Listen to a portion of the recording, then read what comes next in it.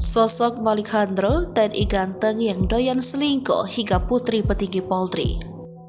Istri perwira Tentara Nasional Indonesia atau TNI terus membongkar satu persatu kelakuan bejat suaminya.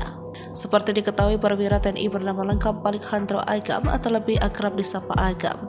Adapun perwira TNI yang berselingkuh tersebut yakni Letu CKM Dr. Kiki Malik Handro Agam. Diketahui Malik Handro Agam atau lebih akrab disapa Agam itu bertugas sebagai tentara sekaligus dokter di Bali. Agam menjadi perbincangan lantaran kasusnya yang disebut-sebut berselingkuh lebih dari 5 orang wanita. Kasus perselingkuhan ini diungkapkan langsung oleh sang istri, Anandira Puspita.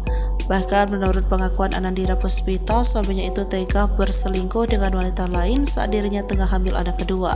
Lebih lanjut, Anandira mengatakan meski sudah dipindah tugaskan, suaminya itu terus mengulangi kasus yang sama, yakni berselingkuh dengan wanita lain.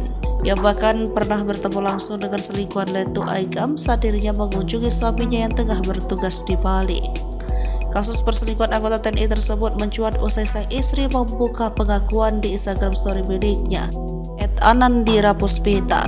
Menurut pengakuan sang istri pada unggahan itu, selingkuhan tersebut dijadikan juga sebagai sumber pendapatan Agam alias Diporoti.